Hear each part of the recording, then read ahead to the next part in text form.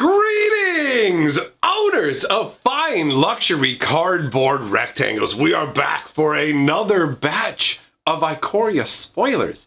If you haven't already checked it out, yesterday's video is all about these Ikoria teasers. It's just little bits of information that are factual about what's going to be in the set, but don't necessarily paint the entire picture of what the card is. On top of that, I've heard some rumors about what the mutate mechanic is supposed to be. So we're going to get into all of that. Now, the list we're going to go over today is shorter than yesterday's list. It was provided by Gavin, and I do want to take a moment. Apparently, I'm losing my voice. It's probably the end for me, guys.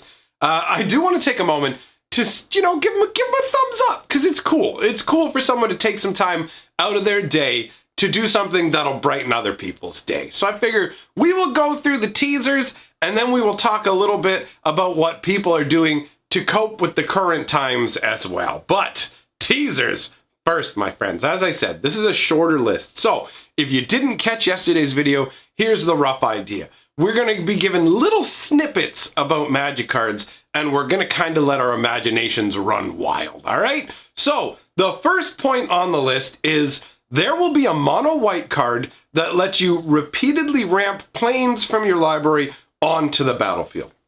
Now, this is an interesting concept. There are a number of land affecting white cards in terms of being able to search through your deck for white cards. One of the most recent examples is, I believe the name of it is Birth of Meletus, which is that white saga that we've seen before. It's just from Theros, right? Where when you put it out, you get to go through your deck for a plains. There have been some other previous cards. I think the earliest white land grabbing card I can think of is Land Tax. And that is the most repeatable and busted nonsense. Land Tax is an absolutely insane Magic card where every turn, as long as somebody at the same table as you, somebody in the same game has more lands than you, you can fetch 3 lands out of your deck a turn.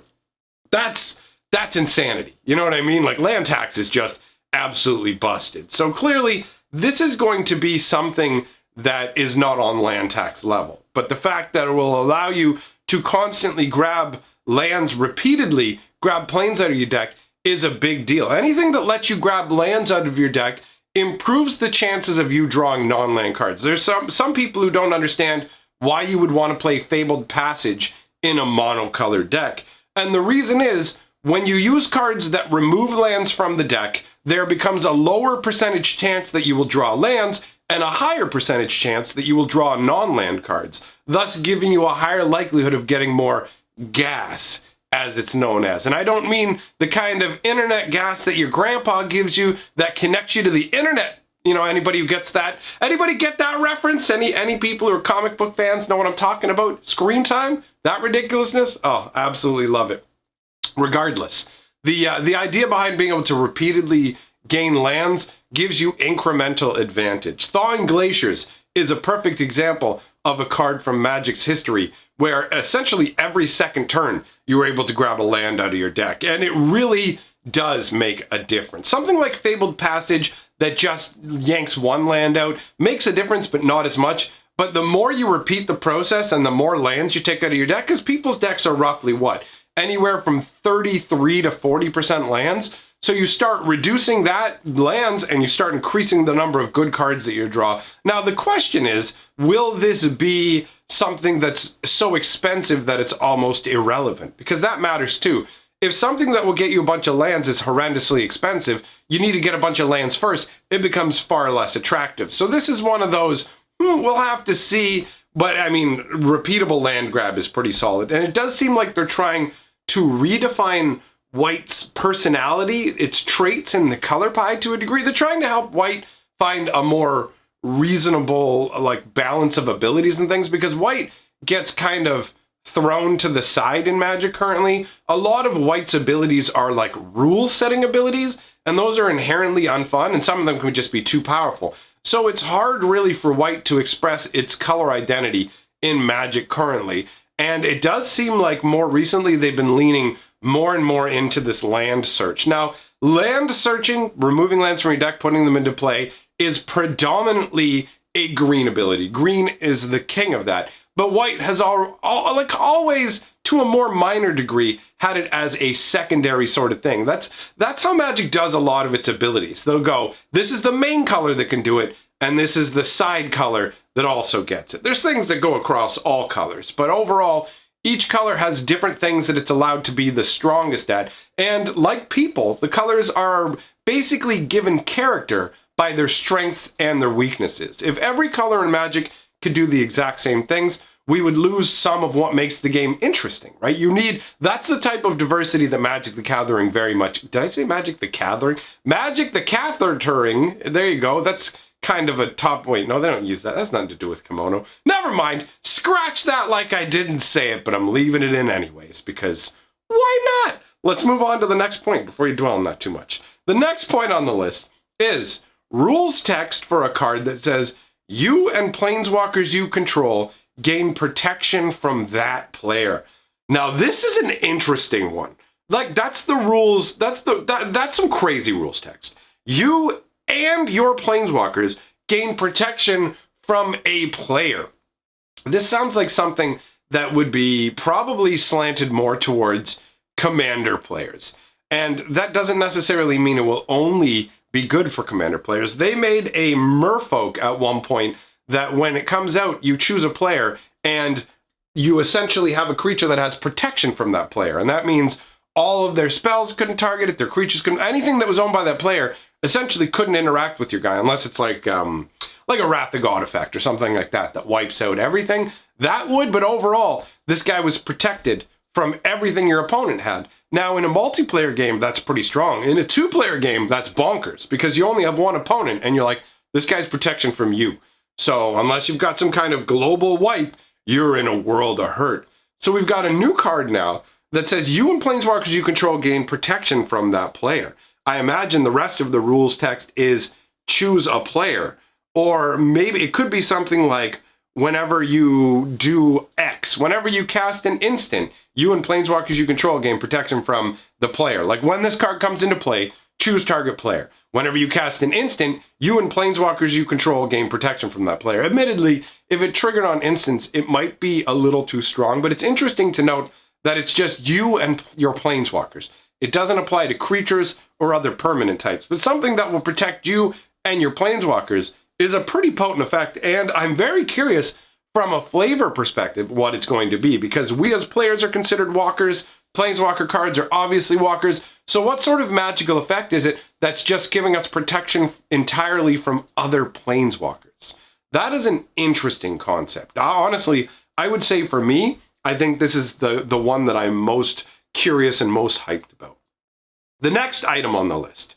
Ability on a permanent that begins, you may pay 0 rather than. So I imagine it's 0 rather than the activation cost. I mean, it's an ability on a permanent, right? So it's probably, you may pay 0 rather than paying the activation cost of that permanent under particular circumstances. So it could be an example of like pay 3 and tap this guy to do 3 damage to your opponent. However, if your opponent's already taken 5 damage this turn, in that case, you can pay 0 rather than paying the activation cost. So it's just some bloodthirsty mage, and you've managed to damage your opponent enough to get that discount. That is one option. It could be you may pay 0 rather than the cost of some activated ability. You know what I mean? Like, for example, I'm not going to say it's cycling because I doubt that Ikoria has cycling specifically in it, but you do have a scenario where it could be something along the lines of you may pay 0 rather than the regular cost for cycling abilities on your card. Something along those lines. Obviously, these are very open-ended, and I just come up with examples to kind of give you some fuel for your imagination as opposed to concretely saying this is what's going down, right? The next point actually ties into something from yesterday's video where we talked about counters, and it says there are 41 instances of the word counter or counters among text boxes, including reminder text. So this is going to count any card that adds or removes counters. This is also going to count any counter spells that exist, because There's never been a Magic set that I can think of ever that didn't have at least a couple of blue counter spells, because countering is the strongest part of blue's identity. Actually, back in the day, blue's color identity was so insane that they were just considered the tricky color, which means they got most of the game's abilities. I don't know the exact percentage, but if I'm just talking like off the top of my head, it feels like blue used to have like 60 to 70% of the game's abilities. We're like, we're tricky, we get all the goodness. Like, blue was a dumb, busted color back in the day. They have ramped the power level of counterspells down roughly to the point where it's still obnoxious to play against blue, just absolutely unfun, but it doesn't feel overwhelming and unstoppable like the Mana Drain, Ancestral Recall, Time Walk days. You know, like, I'm old Papa Magic, and I remember the old crazy days where blue was absolutely dominant. So the 41 instances does include counters. I mean, we talked a bunch about the counter concept yesterday, including foreshadowing. So if you want to know more about that, I'd advise just going and watching yesterday's video. If you've been enjoying these teasers and haven't seen that, definitely worth checking out, because the list over there is longer. And the next point on this list is that there are some other creature types that we haven't heard of. Goat Hydra, I gotta say, I really, really like this idea. Is it going to be a goat with Hydra heads? Is it going to be like a Hydra body with goat heads? Is it just gonna be a goat with crazy long goat necks? Like, my imagination just runs wild. So you've got Goat Hydra, you've got Cat Nightmare. We've already got, what is that, Dread Malkin or something like that? It's like a zombie cat. Cat Nightmare, whatever. You want to talk about a Cat Nightmare? Try playing against Cat Oven. Do you have 10 hours? Click, click, click, click, click, click, click. You lose one, I gain one. Click, click, click, click, click, click, click, click, click. You lose one, I gain one. Oh, dying inside. You're not only you taking 1 point of my life at a time, you're taking a minute of my life every go. Just stop. I hate the Cat Oven decks, guys, because they're tedious and they don't feel super powerful. So it lulls your brain to go, no, I could beat this. I could totally beat this. Yeah, if you want to spend an hour of your life playing against somebody who's so miserable they're playing Cat Oven, no thank you. Moving on. The next creature types we have, Badger Dinosaur. What an interesting combination. A gigantic badger the size of a dinosaur? Like, I want to know what these things look like. Ikoria is the land of giant beasts and also mutations and stuff like that. Now, I've heard, but I'm not willing to say this is absolutely the case, but I have heard that the mutate mechanic works almost kind of like a quasi-bestow ability.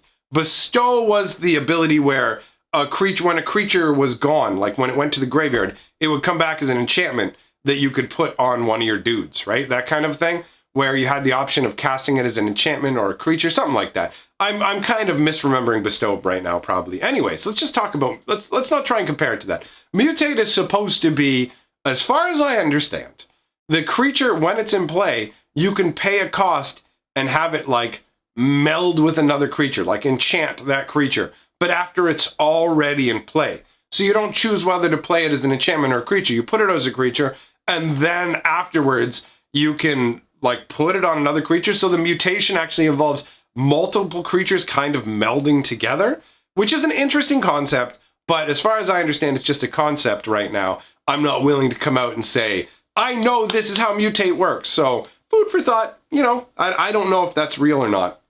And I did want to talk about how people are dealing with this whole scenario and what's happening with Magic the Gathering. The whole, like, we're all locked indoors, huddled behind the doors, just keep out of here, don't breathe on me, sort of scenario. So this is seeing people actually hosting home FNMs, where you can use the little app that Wizards has created, and you can have your own, like, we're going to play versus, like, we're going to play on Arena and set up our matches through Arena. So you've got that kind of thing. I think some stores may be setting up in a way where they're providing prize support for people to have their own home tournaments. We're seeing a lot of flourishing of people showing their rigs for playing home games. If you have something as simple as like a cell phone, a cheap webcam, whatever it is, and an internet connection, you can basically set up an overhead view, put your playmat down, and you put out all your cards, and you can still play paper Magic against somebody else, but you're kind of doing it digitally. This is the sort of thing that Edwin, the Magic Engineer, speaking of Edwin, actually, where is that? Do I have it around here? Oh, I must have put it somewhere else. he sent me out a deck. We're going to actually be playing a long distance digital game. So there's a lot of people doing that, and I thought it was interesting to note, and I figured I'd bring it up on the off chance that some people had not considered it as a possibility.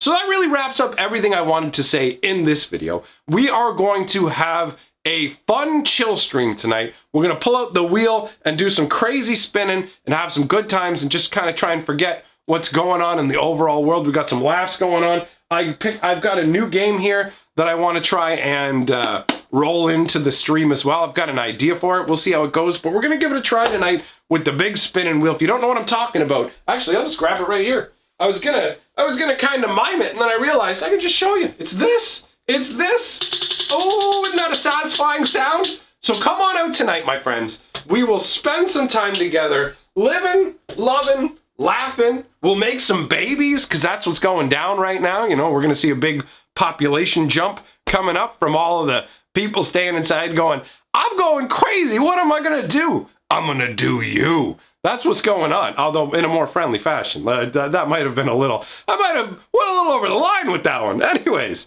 thanks for coming by, everybody. Let me know what you think about this all in the comments below. If you're interested in more teasers and you haven't seen them, go check out yesterday's video. I also have an awesome top 10 Plague video that has come out recently as well. So I'll link both of those here at the end of the video. Big shout out to my patrons and channel members. Thank you very much for supporting what I do here. I will see you all tonight. In the meantime, go watch them videos. Go and check this stuff out. Oh yeah.